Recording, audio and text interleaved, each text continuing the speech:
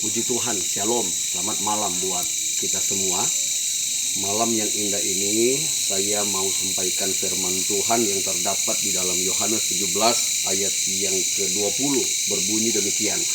Dan bukan untuk mereka ini saja aku berdoa, tetapi juga untuk orang-orang yang percaya kepadaku, kepada Yesus, oleh pemberitaan mereka. Puji Tuhan.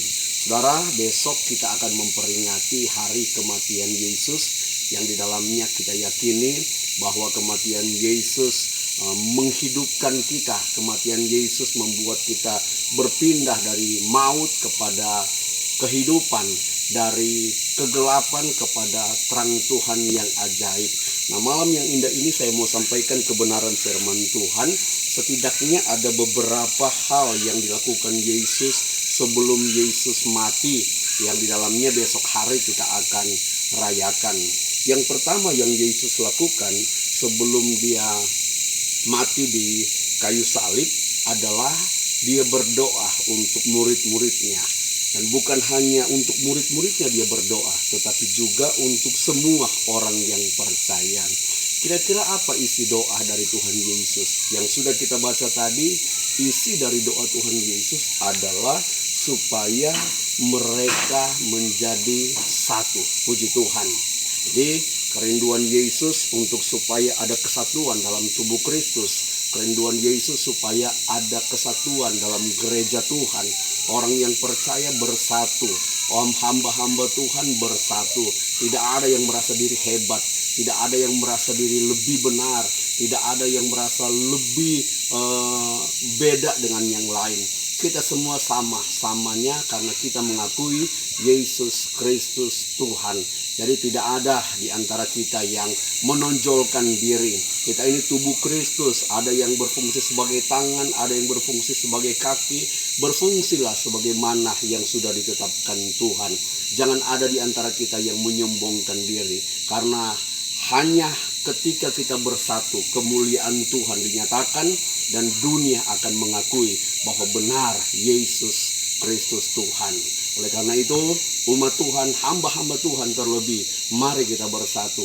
Jangan mendirikan kerajaan masing-masing, tapi dirikan kerajaan Tuhan di muka bumi ini. Satu yang kita fokuskan, yaitu memuliakan Tuhan Yesus Kristus. Itu yang pertama. Yang kedua yang dilakukan Yesus pada waktu dia menegur Petrus ketika dia melihat bahwa Petrus akan menyangkal Yesus. Di dalam Matius pasal yang ke-26 ayat yang ke-34 dikatakan Yesus berkata kepadanya, "Aku berkata kepadamu, sesungguhnya malam ini sebelum ayam berkokok engkau telah menyangkal aku 3 kali."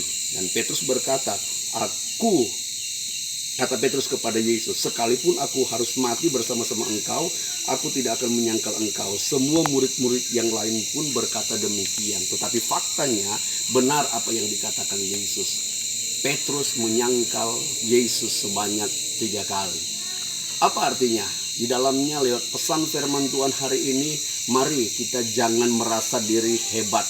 Kita jangan merasa diri lebih luar biasa. Firman Tuhan katakan, kalau engkau merasa diri tegak berdiri, hati-hatilah supaya engkau jangan jatuh. Oleh karena itu, Petrus pada waktu itu, saya berpikir kalau misalnya Petrus dengan rendah hati dia berkata bahwa itu akan terjadi dan mungkin meminta doa kepada Yesus agar supaya didoakan, agar supaya dia tidak menyangkal, mungkin saja akan terjadi. Tetapi dengan sombong, dengan gagahnya dia berkata bahwa sekalipun aku harus mati, aku tidak akan menyangkal Yesus. Ini menunjukkan kearogansian Petrus, kesombongan Petrus, di mana dia merasa diri hebat, padahal fakta menunjukkan kerohaniannya sangat rapuh. Oleh karena itu, mari kita umat Tuhan, gereja Tuhan, jangan merasa diri hebat, jangan merasa diri lebih benar. Tetapi baiklah kita merendahkan diri serendah-rendahnya di bawah kaki Tuhan. Nanti Tuhan yang akan meneguhkan kita, menegakkan kita, mengkokohkan kita, dan memberkati kita semua.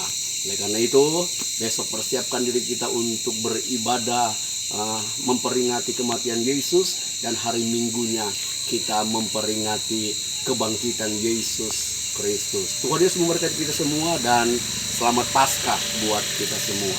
Amin.